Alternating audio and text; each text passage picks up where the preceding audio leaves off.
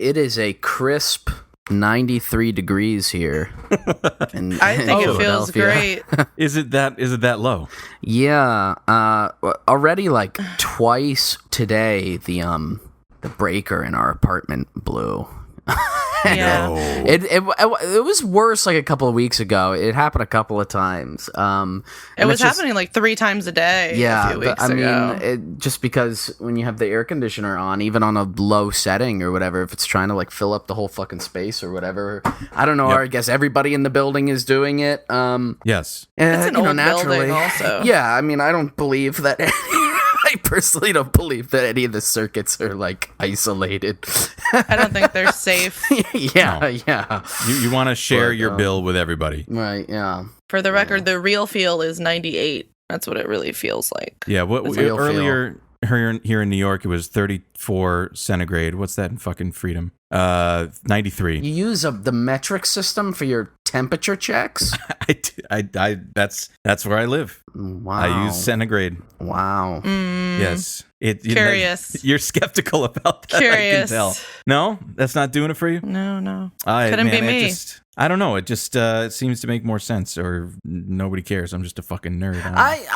I'm fully on board conceptually with the idea that the metric system makes more sense. And I like wholeheartedly endorse the sort of Jacobin Enlightenment revolutionary project that led to it. I just didn't grow up with it, so I don't have it as a shorthand. And at this point, I'm not going to risk being bilingual in measurements.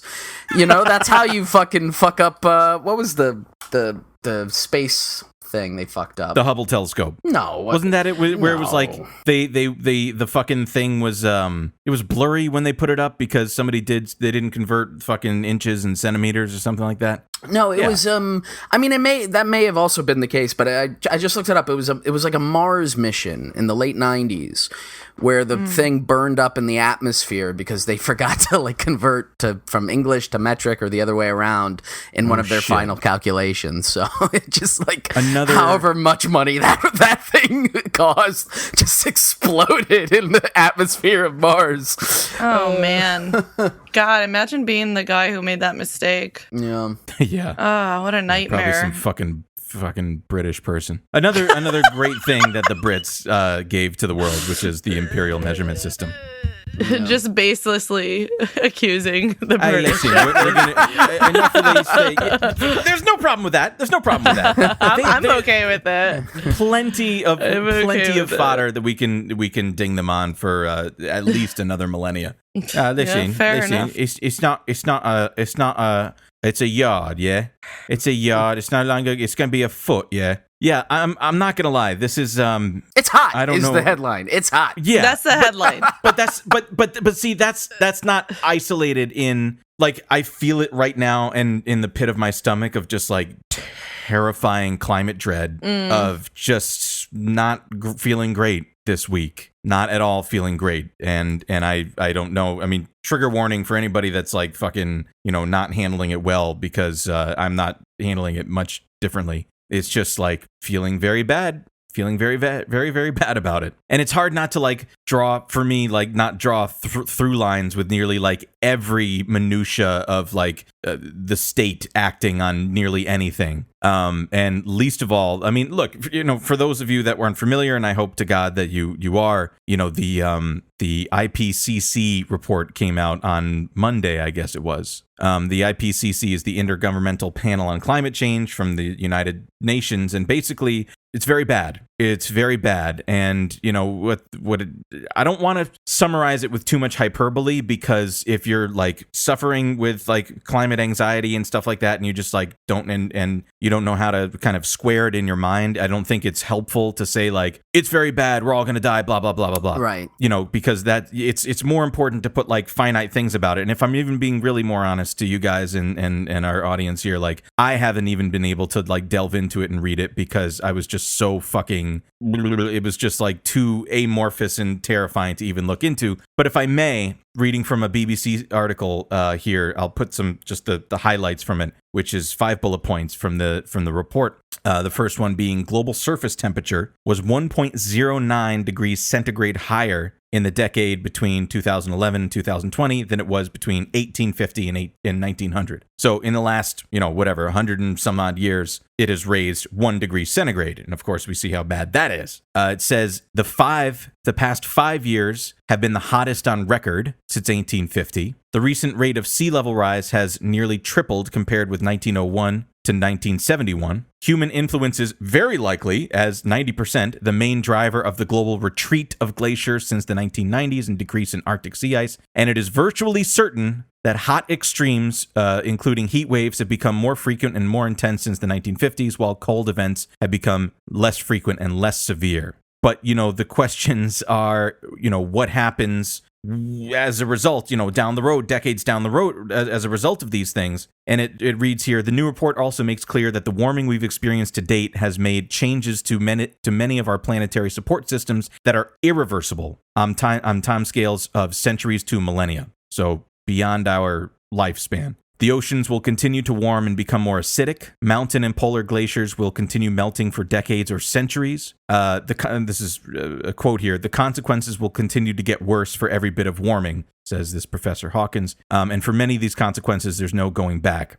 So, the takeaway is that there's already irreversible damage that can never be, it won't be addressed in our lifetimes. And that toothpaste can't be put back in the tube. We have to survive those changes. And, the question then is, how do we remediate it and stop, the entirety of our species or any other species on Earth from just being completely, killed and dead and shit like that. I feel like I peeled a Band-Aid off a little bit, but it's pretty bleak. It's a pretty bleak outlook. I think report itself is sort of like a confirmation of the culmination, or at least over the course of our lifetimes, right? Like there have been numerous of these kinds of like flags and things put up, right? By a variety of different agencies, by different political movements, by different politicians, right? Scientists, different panels and committees or whatever have always come out and been like, here are some projections,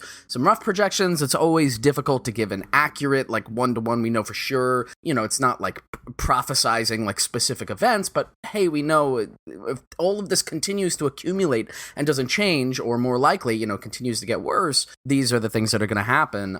Right. And I do think that there was that element of maybe like finality or something in the right in the report, in the language of the report, which is perhaps like what is needed to a certain extent, which is the idea of like, this is no longer a hypothetical like point of no return. Like we've crossed the point of no return, right? Yeah, this is just what's happening. Like now, because nothing fundamentally changed, which is what creates then that deep sense of resignation for a lot of people. What at least certainly for me, and that feeling of climate anxiety is, it's like, it's not happening in a vacuum. It's not really up for dispute. There's even politically, right? Like, obviously in the United States and now elsewhere, you have like whatever, the global right being in some weird state of climate change denialism or, pro fossil fuel, whatever. And then you have the interference being run by the fossil fuel companies, which is also not new. It's been going on for decades. And now we all know all of that. And it's at the point where like, like the president of the United States is like, we got to do something about this. And it's like, yeah, dude, like, yeah, ideally, I obviously, I have like a few small things that over the course of my life, I've tried to improve upon, and I can always do better. But like, it really could be more effective if you did something, I think, Yep. And so I think that's where the sense of resignation comes from, which is why the language of that report, I think was kind of provocative, even if the information itself wasn't new. It's basically just saying, yeah, like we've crossed the Rubicon. We're in it now. This is it. Yes. There is no escaping it. There's no like magic wish that you can make that maybe it'll change. There has to be a series of choices, political, economic choices that are made to rearrange how like energy production and energy consumption and everything that entails happens in our society and globally, or it'll just keep getting worse. And again, we all kind of know that, and I think it's like it's even more disheartening when it's like, well, the people in charge at least say they know that, right? Like they say that they're taking it seriously, but what's Like, show me something. I don't know. Like a fucking carbon tax credit scheme is not what's needed right now. No. Because it's not, and that's the thing that's so fucking crazy is that when I hear people talk about this, or like even with fucking COVID, where they're like, listen, we don't want to make this political. It's entirely political. It's only political. Any of these, and I remember, Shane, like in an early episode, you had, this phrase that is stuck in my head since then, like, for a few years down the road now, which is like, political problems need political solutions. Yeah. And, you can't, and the neoliberal kind of like outlook on it is to say like, well, we just need to manage energy production better, and maybe like, we need to manage agricultural business better, but it has, we have to maintain the kind of market setup that we have, but the point is like, this requires a complete upending of like the way we conduct our lives, from like commute times to where our food production is and where we eat our foods from and stuff, to just obviously our energy production, how we live, how we're organized, even just like in living situations of like cities versus rural shit, suburbs and shit. Like it's like it requires a complete upending of that if we wanted to do it right. Sure. Right. I mean, I think also the in terms of the feeling of resignation and anxiety that this kind of stuff provokes, before we get away from that towards like what the actual kind of solutions and thoughts towards the future could be, because I think this is like a perfect example, and this is like a 1-2 punch that happened this week. It's like that report came out, the president, their administration made a statement that's like, hey, we recognize this, we got to be a world leader, we got to do all this, blah blah, in very vague language, and then like a day or two later, like sent a demand to the OPEC countries, saying you need to pump more oil so we can recover the economy. And it's just like, that doesn't, crazy, that dude. those two thoughts don't exist next to each other. It's fucking insane. And that's when you know I've lost my fucking mind. The second one is the real thing, and the first one is just lip service, which is pointless. Like, because it's not even, because the question is, right, like, in terms of thinking about how to manage this, and it's so big and it's so scary. I brought this term up before. I think when me and Adam last year talked a little bit about like the peak oil kind of theory and its adherence, and then I may have brought it up. I believe I did the episode I did on the bomb, which is also about a year ago now. Supraliminal, right? The idea where, like, we know what subliminal is, right? When subliminal messaging or what have you, it's something so small it becomes imperceptible, right? Something so tiny you barely even notice it, right? Supraliminal is the other way. It's something so big it's unfathomable. You can't process it, right? You just can't fucking understand it. Your mind can't wrap around it. Like if you try to imagine, if I say, I don't know, pick an object that you're very familiar with. Apples. Everybody knows what an apple. Imagine an apple in your head. Now imagine a bushel of apples. Okay, now imagine a room filled with a bushel of apples. Maybe you can visualize that in your mind. Now imagine 10 billion apples. Your brain can't do it. You can maybe imagine a weird cartoonish sea of apples. That's too many apples. Yeah, it's too many. Hey, what the fuck you saying? You got a billion. What am I supposed to do with these? Yeah, exactly. I'm sorry. It's too many. My Marie keeps trying to get me to eat a fucking Red Delicious. I'm like, fuck it. It's mealy. It's got 4 weird fucking. You got the Granny Smiths. Yeah, whatever happened to a fucking Honey Crisp? What happened to the variety of apples at the local grocery store? This is Bidenomics 101. This is what they took from us. But the point here is that, like, once something is supraliminal, right? It's like, it's beyond comprehension. And I do think the climate stuff is sort of like that, because the best kind of renditions we have of it are most likely not like the way that, stuff will manifest, right? I mean, you even think like even 10 years ago, there was that movie that was like The Day After Tomorrow, which was just like suddenly one day a huge mega storm came and like turned the entire planet into a new ice age or whatever the fuck happens in that movie. Like that was real, like that. No, that was real. The effects are on such a huge scale, and so in order to like do stuff about it, so much has to change, and so dramatically over like a long period of time, that you need to have some like staggered, intelligent plan, so that it's not like one day everything is the way it is now, and then tomorrow everything's different, which is what catastrophe is, right? Catastrophe is, oh my God, the whole city is on fire, or oh my God, the whole city is flooded. And then what do? I guess we just don't go to that area of the city anymore. I guess we just stop taking care of that colonial protectorate out in the Caribbean or what have you. And here I'm being, playful, but I'm talking about this is right now the response to these things. Right. It's just like slowly the periphery, just kind of will get hit, and the central state authority will just be like, all right.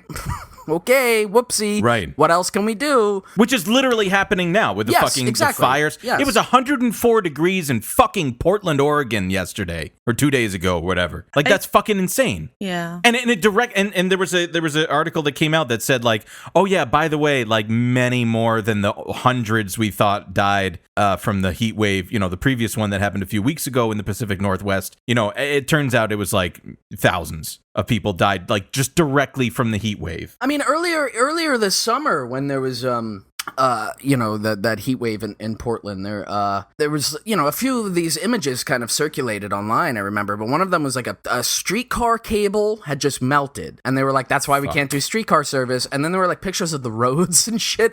The roads were melting and cracking and breaking. Yes. And so in terms of like what you were talking about before, in terms of like reimagining everything, right? And one of the big ones is like transit, and like, does everybody need a car? Like, isn't there like a better way to do this? Like, at least certainly like moving forward, right? Do we need to produce more cars, or do we need alternatives to this method of transportation, right? Right. Or do we need to make cars illegal? Who can say? But the point here is that either you like take a look at the road infrastructure and you're like, okay, this was built for a time of plenty and lacking any thought of consequence, that now we have to readjust and think about alternatives to it, or over time the roads are just gonna melt anyway and you won't have them. Like, it's gonna be one thing or the other. The question is whether or not you do it in an intentional and planned way to try to mitigate how awful it is, and try to shuffle around, like, we'll do this in XYZ stages, and whatever it is on any of these problems. Or just one day you'll go out and be like, oh, too bad we never introduced those new things, because now the old thing is on fire and we can't use it anymore. Sure, yeah. Uh-oh. All right, I guess we just don't go over there anymore. That's just put up a big fence and say, don't go in this area no more. I think too, like, part of that like staggered approach and that like mitigation that needs to happen over time is the adjustment of our own expectations about what the future is going to look like, right? Because I think one of the more depressing things for me has been, a lot of people have been pointing out, like, most emissions are made by like X% of companies and stuff. So like, what's the point of me doing anything? And like, there's like a feeling of like people don't want to live unless they can have like Amazon Prime, which is really deeply depressing to me. Oh my God. And it's like, there are like, I think that knowing that like the convenience and the excess that we live in now is not real, and accepting that and understanding that we're just really extremely alienated from all the processes by which like stuff gets delivered to our door, like food or shit that you buy on Amazon, books, whatever.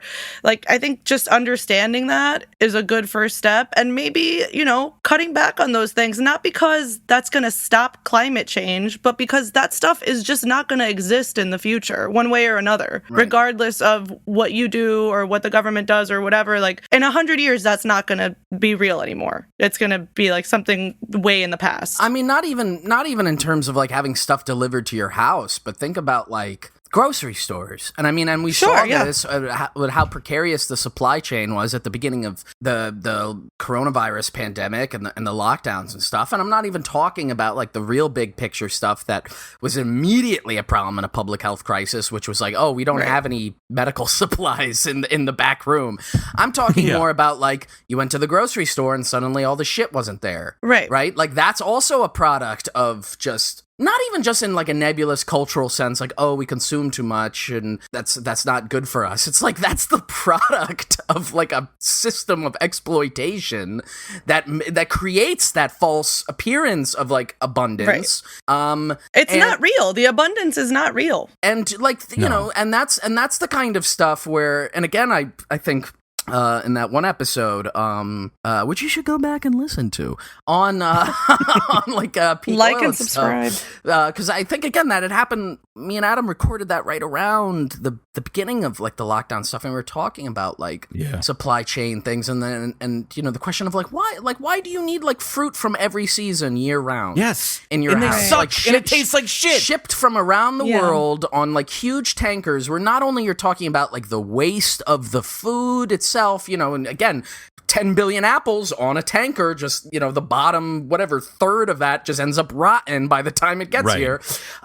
You know, not even that, or not even the, like, horrible labor conditions in which that fruit is produced and grown and picked and then, you know, shipped or whatever. Like, setting even all of those, like, deeply fucked up, horrible things aside, just to ship it from one area to the other point in the world, like, just fucking is shooting black fumes into the atmosphere that now we know is like there's no magic solution to that. It'll never just be captured up. You know, it's just there. It's just there. I think I also saw like a headline. It was like in the Daily Mail or something, and it was sort of playing up like how ridiculous the headline is because, you know, it's the Daily Mail. But like it was the ship that had gotten stuck in the Suez Canal. Right? Yeah, man. One of the containers like finally like got to its destination in the UK, and it was filled with like plastic like buttocks, like sex toys. You know, just like an entire Shane, like container. I can't do of, it, like, man. I like, can't fucking do it. You know, like a sex toy, like a thing. Yeah, we get it. We get it. I assume somebody is enjoying, but the idea is like that's what was held up. I mean, and you know, and so if you're talking about like thinking about, okay, how can we mitigate this to make sure that as we maybe go down the curve of like massive consumption and pumping things into the air, we can think maybe a little bit more intelligently and critically about like what do we really need? What, while this infrastructure is still in place for the next 50, 100 years or whatever it is, as we start dialing it down, maybe we can prioritize the things that matter and not just whatever's going to make money. And that requires a series of political choices that also probably requires like, you know, redacted. But like, you know, without that, otherwise, you know, that'll be it. It'll be like just a fucking mass grave of Funko Pops that's just set on fire, not even by like, you know, vigilante marauders, but just by the baking sun. Yes. What do you even do? I've been reading this book called Sinews of War and Trade by Lala Khalili, and in it was a startling statistic, which I knew it was a lot, but I didn't know it was that much, that think of all the trucks going across America that you can think of right now, right? That's fine, but 90% of cargo is shipped on shipping vessels. So like it's just, like even just every truck that's in America is a drop in the bucket. And of course we talk about international shipping and international trade on this program all the time, as we should, because I think it's something that's extremely important for the left to be cognizant about, because this is how the world works. This is how we have fucking cherries, you know, in January or whatever, and we eat like a fucking tasteless mealy tomato like in March or whatever. It sucks. It fucking sucks. But that's just be like, well, we can have a fucking McDonald's can have a fucking slice of tomato on your burger or whatever. We were driving back from New Jersey, remember, and we drove by the giant like container yard. Yeah, there was of, like, it was the like huge it was like 2 containers. miles or it was like 2 or 3 miles long. Of just like so endless many rows of shipping containers. Yeah, sure. And I was just looking at them being like just filled with plastic bums. That's exactly. Yeah. Exactly. Like I think about like, you know, like weird individual components for like, you know, children's toys, fucking Paw Patrol or some bullshit that's like being produced in a Chinese factory. And it's just like, for what? For fucking what? What's the fucking point? Except just creating, like, filling our livers with microplastics and shit. It doesn't make any sense. There's no, like, social utility in this shit. It's just, like, capital gone crazy and just it's killing. It literally is killing us. My liver doesn't have any microplastics in it. My liver is clean. Well, mine is rapidly dissolving any plastics that may be in it because of, you know, other caustic things that are unrelated. Mine only has slurp. Do you guys remember a couple years ago, 2019, I want to say, at CPAC, Gorka made his like Stalin speech. Do you remember that? It kind of rings a bell. Why Alexandria Ocasio-Cortez has introduced the Green New Deal, which is, remember this one, use it, it's a watermelon. Green on the outside, deep, deep red communist on the inside. They want to take your pickup truck. They want to rebuild your home. They want to take away your hamburgers. This is what Stalin dreamt about but never achieved. But to summarize it, he was talking about like AOC and and vaguely about like the Green New Deal, or the idea of like any environmental constraints, and the idea was that this was tantamount to Stalin, and that they were like they're coming for your burgers. They don't want you to eat burgers anymore, and the whole crowd was just like, boo, like fuck you, I'll eat 50 burgers. Jesus just Christ. Like again, it's that in the weird insanity, and it is really wrapped up in a bizarre rhetoric of freedom, and both in the sense of freedom of the market, but more like freedom of personal choice, which is odd, because that is like we have so little. Exactly. That's the strongest, like, and most resonant actual meaning to the very nebulous American myth of freedom, where it's like you actually lack quite a lot of the supposed political freedoms that you're supposed to have, or like political options or what have you. But, you do have the freedom of being able to pick between like 15 different types of burgers, or like, I don't know. This is like a weird cranky pet peeve thing, maybe. And if you disagree and are gonna get mad at me about this, okay. But like a thing that I always thought, and I started noticing this maybe about like 15 years ago, the juice mixes. You know what I'm talking about? Like mixes from concentrate or something like that? No, like Crystal Light? No. Like juice, like mashups. Like, you go to the store, there's like a juice section, right? Oh, you mean like the crosses of different juices? Yeah, and it used to be, it was like apple juice, grape juice, like apple cranberry, and right? shit. And then it was there was like apple cranberry, lemonade, which was fine, but we didn't realize that it was the slippery slope. Oh. Because now there's like 50 different hybrids of each of those juices, and I like, okay, whatever. That can just seem to be like a little cranky and weird. I get it, but the idea here is that the reason why they're pushing that is because it always needs something new. It always needs a new innovation, so somebody's in the fucking marketing department of the juice industry running the numbers and trying out juice trials, and probably like hoovering up, the few like agricultural chemists that are coming out, and like then being like, well, you could go work and like try to figure out like a better way to grow XYZ, or here's like a fucking $500,000 a year job to do R&D at Welch's, and mixing up. I actually met somebody who was I met someone once who was a flavor chemist. That was his job that you were describing. There's already, like, apple juice on its own is already so sweet that if you gave it to, like, a pre-industrial person, their mind would melt. They would die. Their mouths would, like, invert and then go directly to their ass. They would think it was ambrosia. They would be like, this is the nectar of the gods. This is incredible. Like, kings must drink this. And then the response would be like, actually, no, it kind of sucks. We actually have been mashing it up with banana and cranberry and a bunch of other things. It's like, it's fine as is. Just leave it alone. And those are the kinds of things, again, that sounds like silly or whatever, but those are in part, like, to me, representative of this issue of, like, you don't need all of that. Sure. Having access to all of that is not a right.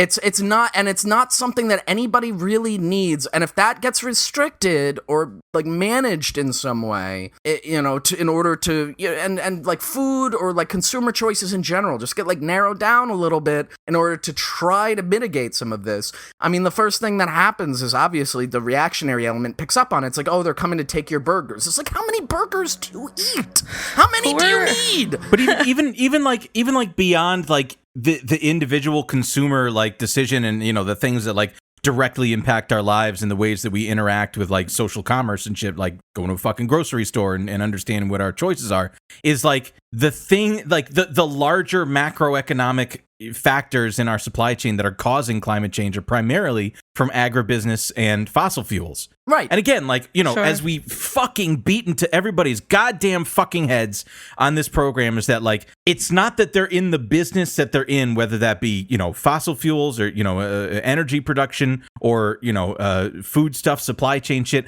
It doesn't matter that they're doing that activity. What their primary business in is creating value for their shareholders and just creating money and creating profits. And then, you know, if you get to a larger, you know, oligopolistic, you know, industry where there's like only a handful of firms, then they start to kind of convert their business towards rent seeking, which is just like, you know, manipulating governments to you know, allow them to just extract more value just because they can. But the point is that like attacking these huge industries is paramount compared to even just being like, hey, you know, what kind of fucking, you know, can I get the apple cran or can I get the fucking orange tangerine juice and shit like that? And this was a fascinating article that I saw that came out, it was updated yesterday. In fact, it came out as a result of this IPCC report, which says, from CNN, saying scientists say this invisible gas could seal our fate on climate change. They're talking about methane, which has, you know, a lot of different causes, but it's just I have to say I am one of the causes of methane. He is.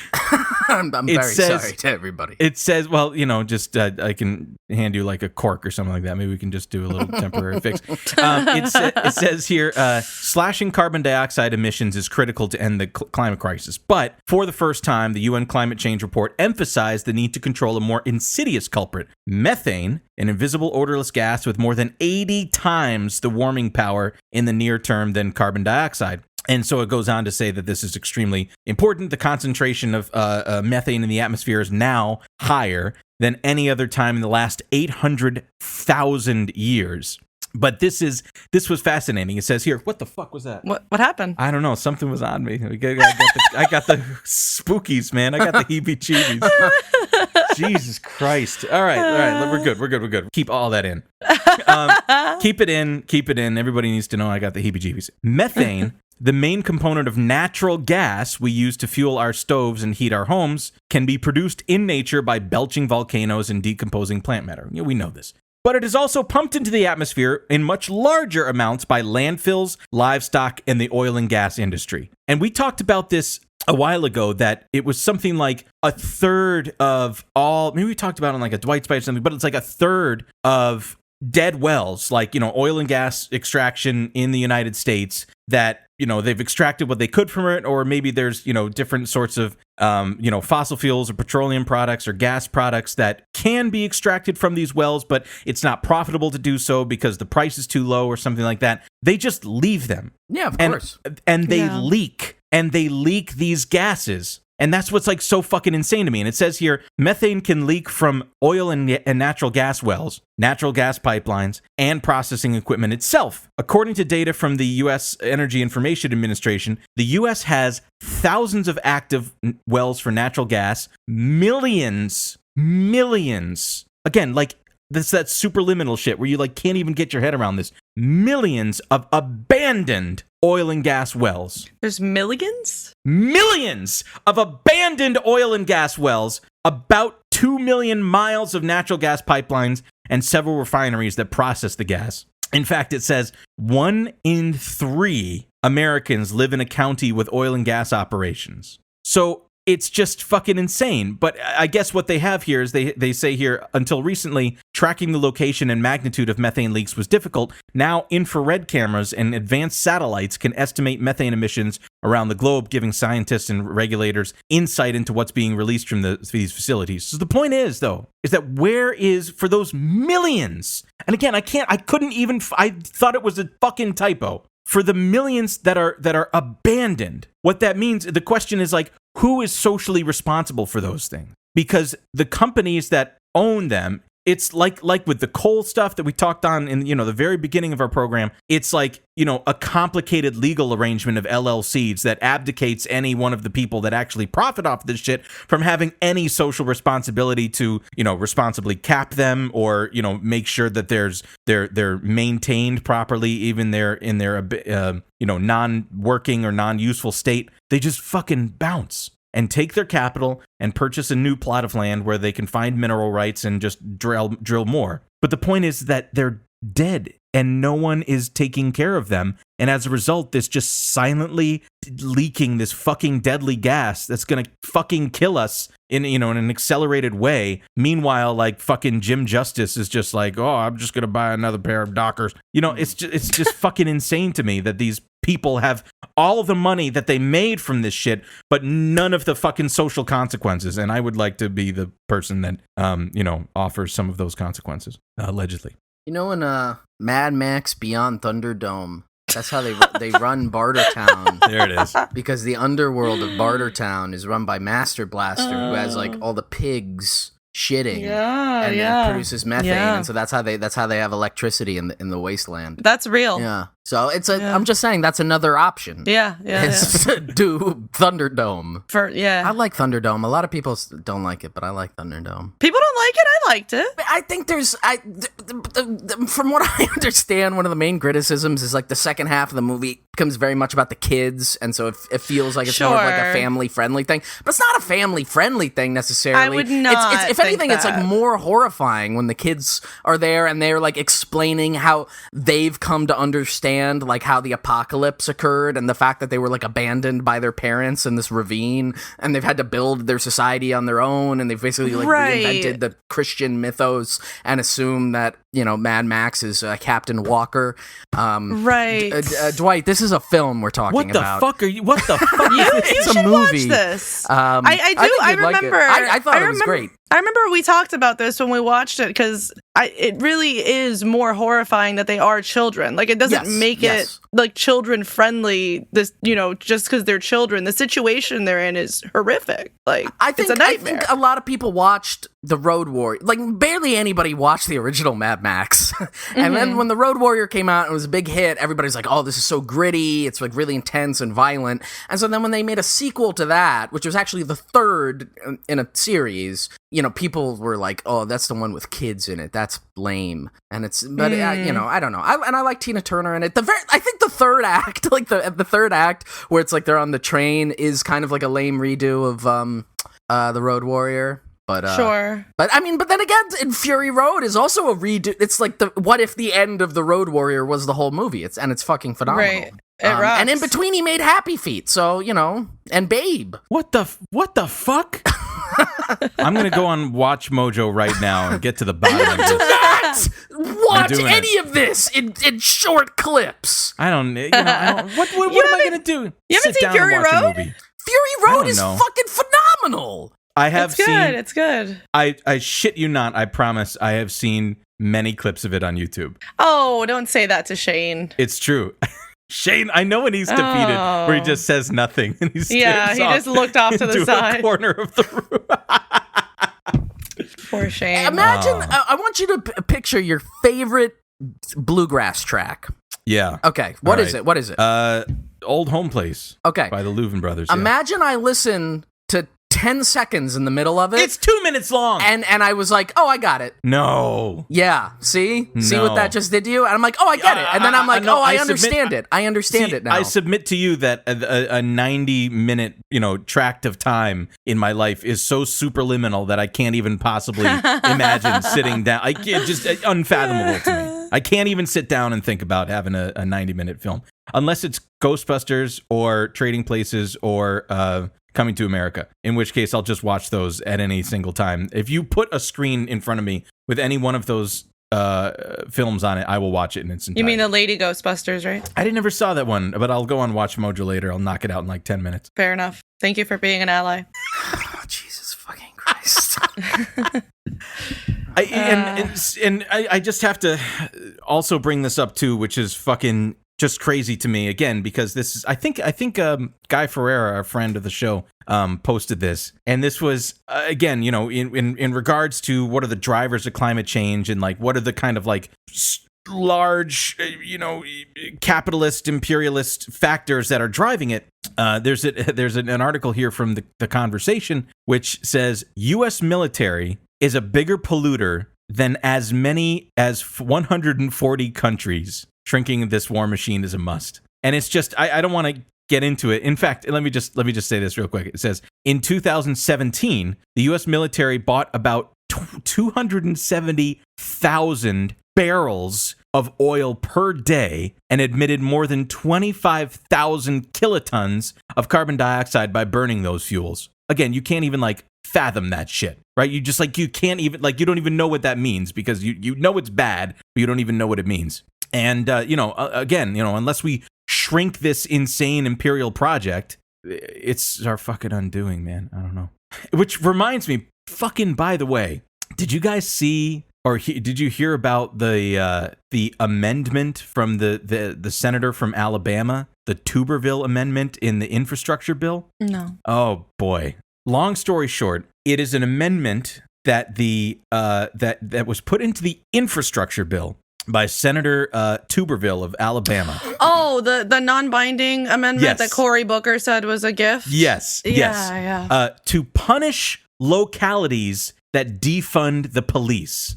Right. And did you watch it's like a minute speech or whatever. Did you watch the Cory Booker thing? I did not, but I saw everybody talking about it. Can you put it in here now? Senator from New Jersey. I am so excited. This is perhaps the highlight of this long and painful and torturous night. This is a gift. If it wasn't complete abdication of Senate procedures and esteem, I would walk over there and hug my colleague from Alabama. And I will tell you right now, thank God, because there's some people who have said that they're members of this deliberative body that want to defund the police, to my horror. And now this senator has given us the gift that finally, once and for all, we can put to bed this scurrilous accusation that somebody in this great esteemed body would want to defund the police. So let all of us, 100 people, not walk, but sashay down there and vote for this amendment and put to rest the lies. And I am sure I will see no political ads attacking anybody here over defund the police. And I would ask unanimous consent to add something else to this obvious bill. Can we add also that every senator here wants to defund the police, believes in God, country, and apple pie? Thank you. Voice vote.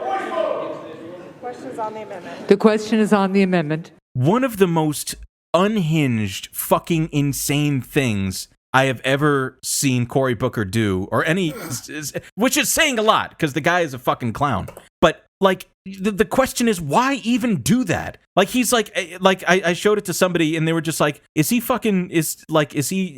trying out for Inside the Actors Studio? Like, why is he giving this insane, impassioned speech about how excited he was to go hug his a Republican senator from Alabama? I mean, it's all just like a show, right? Like they're just kind of putting on a performance about this. And he said something like, I'm sure we're not going to see any political attack ads now about defunding the police, right?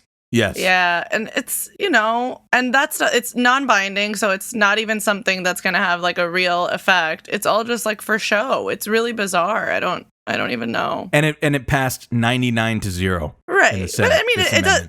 But again, it's not actually going to be part of like the final bill. It's not actually like a law or anything. Like it's just part of a show. But all the more fucking insane because given what we like learned this week and like all of the social projects that need the attention of the people that are in charge of our fucked up American project, like this is what they spent hours deliberating or whatever. I mean, also the idea that like if we do this, we can avoid the attack ad. Is like, right. They'll call you a communist, whatever you do. It's stupid. Exactly. Who did I see? I saw it was like some right-wing journalist or pundit. I guess there was like some.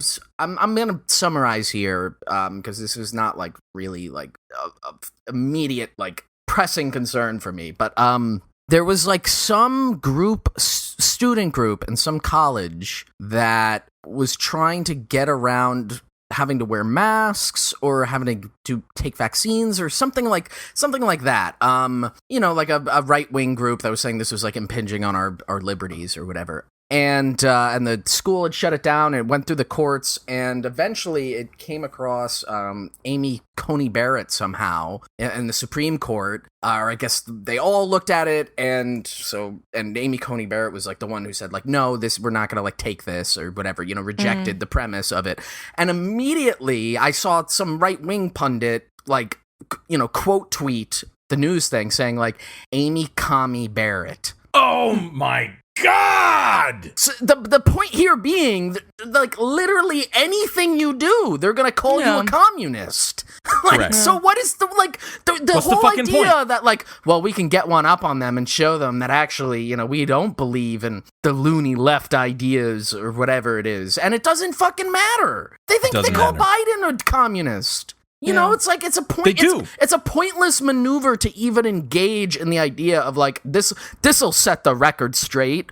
Like that on its own is just like fundamentally misunderstanding how political communication works in this environment. Right. Like aside from whatever your policy goals are, the idea that we can like one up the other side, or we can prevent them from having this be a line of attack. I think somebody said recently about the particular the resolution you guys were talking about, which and the quote tweet joke that they made is like, well, if we get Kerry in there, they can't attack him on war.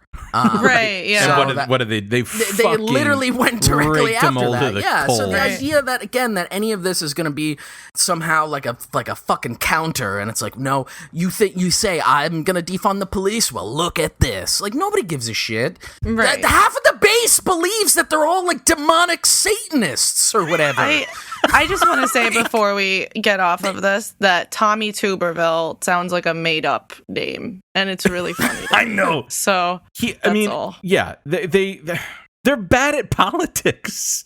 They're bad at politics. Like, they're just bad at politics. They are not good at doing the thing that they're supposedly there to be done. Like, again, like, which just goes to show, like, if you really wanted to be a senator, you don't have to be, like, a talented orator or, a particularly charismatic figure. Like, most of these people, like, literally look like they're decomposing. And most of them sound like Foghorn Leghorn. I'm sorry. But a good deal of the Congress and the Senate sounds like Foghorn Leghorn. This revolution. I am not a chicken. I would like to put that into the record. They fucking, like, the leader of the party, Mitch McConnell, is like legitimately decomposing in front of everybody, and like is just erupting in hematomas every time he gets out of bed in the morning. Yeah. And he's like the most powerful political leader in the last 30 years in this country. Yeah, fucking incredible. Again, so when going back to what you were saying, Shane, about like what is required to handle on a political and a social level to combat the fucking consequences of climate change, like what it requires is a deliberative body or whatever, a managerial body to say like, hey, this is gonna suck, but we're gonna have to get through this, and we're gonna do it, and we're gonna try to make it as bearable as possible. Ideally, we're gonna do this by redistributing the resources that will be required to make ourselves as comfortable as possible, making sure everybody is housed, making sure everybody has air conditioning, making sure that everybody has, we have guaranteed food stock by county or by fucking watershed or however the fuck they would want to do it. And instead they're up there being like, I would love to go over to that senator from Alabama and give him a hug. Like that's what we're at. That's what we have. But a bird in the hand is gonna die in the bush because the bush is on fire and they're all gonna die. I just imagine now the little chicken hawk coming to Congress. I mean, like, I'm a Senator Hawk. I mean, I'm gonna get him because he's a senator. Like, oh, look here now, boy. I'm no senator. Now that is a senator. Yeah. Little wise guy chicken hawk. Fuck. Not in for a good one. And if I have to just put an even fucking finer point on it too, and I'm sorry to have to do so, but and again, this is just like the consequences of the things that we're fucking dealing with. I saw an article today from the San Francisco Chronicle that read, wildfire smoke linked to thousands of COVID-19 cases on the West Coast. And you're like, what the fuck does that mean? And it says here, the presence of wildfire smoke last year during the pandemic may have been responsible for at least 19,000 additional cases of COVID-19 on the West Coast and 700 subsequent deaths, a new study shows. It traces increases in infections to periods of smoke in more than 50 counties in California, Oregon, and Washington. And so the question is like, well, what the fuck? What the fuck does this mean? Like, does this mean that, you know, the smoke itself is carrying COVID-19? It says, no. It says, while a correlation between wildfire smoke and COVID-19 doesn't prove causation, the study's authors say the tie is no coincidence. It says how polluted air can hasten the spread of the virus. And so, of course, they say, like, you know, I'm guessing that they don't even fully know exactly why this would be the case, but I'm guessing like maybe we're spending more time indoors with people because, you know, we don't have the ability to be outside because you're fucking choking to death, or you know your home is burned and you have to go move in with somebody or you know shelter with somebody or something like that, and there's, you know, fewer you know, issues. But even that, and I'm reading it, continuing to read it here, it says the work builds on prior studies that have shown that exposure to parts per million 2.5, which refers to particulate matter that is 2.5 micrometers in size or smaller, compromises people's immunity and increases susceptibility to COVID-19. It's also thought that the virus may be spread by the particles. It says, when you're breathing fine particulate matter, they penetrate very deeply into your lungs. So just by very nature of you being near the wildfires and having the particulate matter, you know, the dead burnt trees in the air and shit, it's making your lungs like fucked up and more susceptible to, you know, breathing in viruses and shit. Oh my God. Like, again, just right there, that's 700 deaths attributed to climate change, period. Just in the one go. And then we think about, you know, the cascade of effects that's going to come in the next decade or something like that, and pushing people to this brink. Why, by any other measure, like with these wildfires and fucking, you know, heat waves, what the fuck is FEMA for? What the fuck is the National Guard for? What the fuck is the military for? Fighting bullshit imperialist foreign wars when, like, hello, there's an acute need now to like help people weather this shit. But instead we're just like doing fucking drills of how to, you know, kill Yemeni children and shit.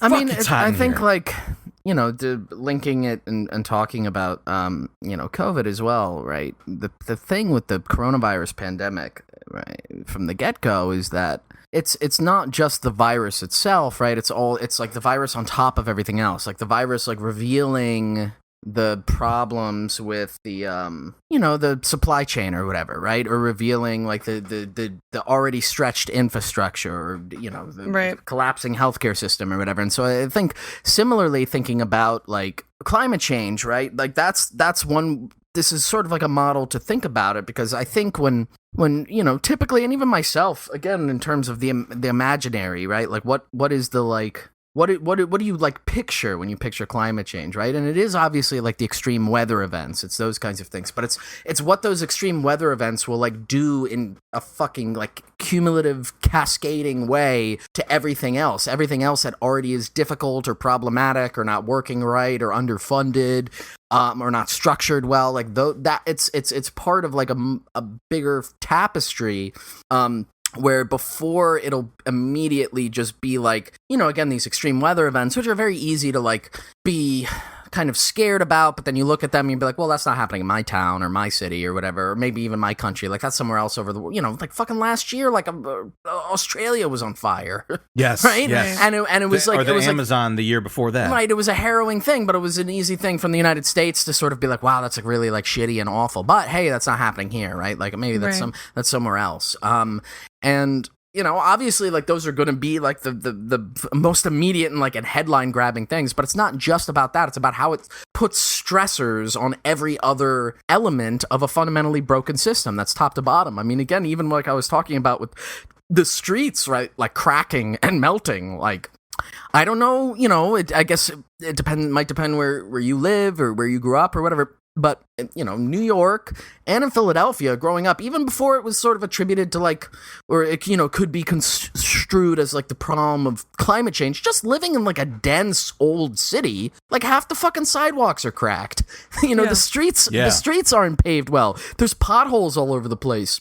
And those are, the consequence of political decisions about how do you allocate resources. And a lot of times it's we're just not going to really fix the poor areas. That's fundamentally it. Right. Now it's you add on top of that, well, now the streets are actually just going to melt. So it's not just going to be the normal wear and tear of cars and pedestrians and stuff walking over them. Now they're just going to melt. That's the kind of stuff that is really going to be I think something to reckon with and try to imagine how it's going to work, right? It's gonna just exacerbate a lot of existing problems. It doesn't have to create a whole new set of problems, which it already is doing. But it really is just going to exacerbate the existing problems, right? It's going to make everything just kind of shittier and more difficult to deal with. I'm dying to try to find this article that I can't for the life of me find. But I had read it earlier this week, I think, where it said basically, when it comes to how do we organize ourselves, in cities and, in living conditions and shit like that, was something, to your point, Shane, about going around dude, I was on a fucking scooter the other day when I think it would have been Wednesday, or no, it was Thursday. It was yesterday. And I was on a scooter. I was going down 2nd Avenue and I was in the direct sunlight. It must have been 2 p.m. And the heat reflecting back up at me from the fucking asphalt was brutal. And so I recalled this article talking about the importance of trees and the importance of literally fucking, flora in our cities, because they literally absorb heat and they make it more bearable and more enjoyable for us to live here. And I read one thing, I swear to God it was in Chicago, where it said an economically depressed neighborhood was on average 11 degrees hotter in the peak of the day because of the general lack of landscaping and trees in that neighborhood versus the more affluent neighborhoods that have landscaping and have trees that are just literally cooler as a result. And again, so when we think about who are going to bear the brunt of a hotter world and a more climate and weather unstable world, it's going to be those with the fewest resources. Yeah. So long as we organize things, in a market fashion. There was a tweet a few weeks ago that somebody literally walked 2 blocks apart in a city between an area that had trees and an area that didn't, and showed the temperature difference. I'm trying to find it now and I can't find it, but it was exactly what you were talking about, and they showed it in real time on the same day, 2 blocks apart. Yes. Yeah. Can I ask a question? Hit us with when it, you're bro. on the scooter, do you go scoot, scoot, scoot, scoot? Is that what you think of me? In my head, in my imagination, so wounded. You're on the scooter going scoot, scoot, scoot, scoot, scoot, scoot, scoot, No, I scoot, go, scoot. hey, I'm scooting here. All right. Hey, get out of the road. As a suggestion, you then jerk maybe off. try what I was just saying.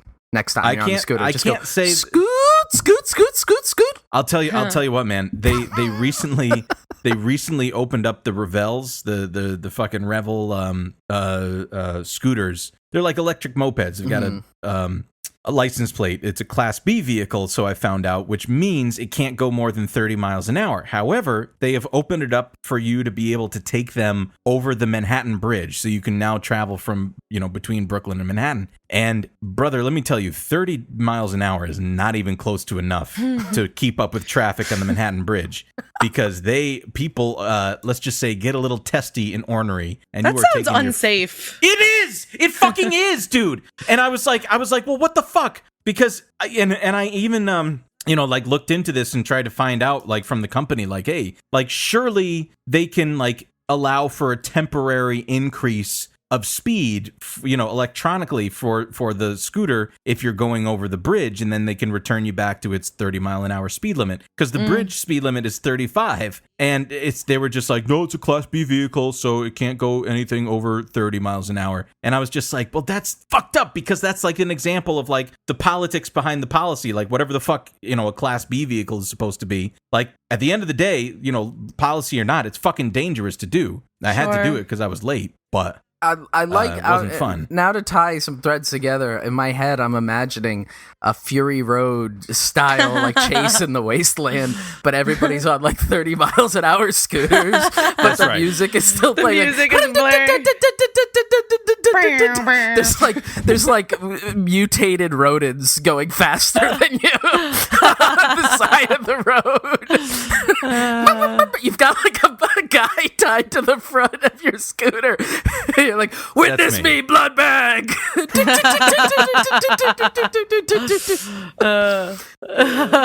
Jesus Christ. We've gone long enough. We should stop here. I need to put on the fucking air conditioner. It's like literally probably like 95 degrees in here. I'm schwitzing. Yeah. It is quite hot. All right. Shall we call it here? And to play us out, Tina Turner's song from Thunderdome. We should play Tina Turner. I like Queen. Tina Turner. She sings like the theme song in the movie. It's pretty good. Does she? So cool. Yeah. All right. You should watch it and find out. Yeah. Let's take a break. I can go to Watch Mojo and we'll see. All right. Why don't I just go fuck myself then? Let's stay cool. Goodbye. Goodbye. Bye.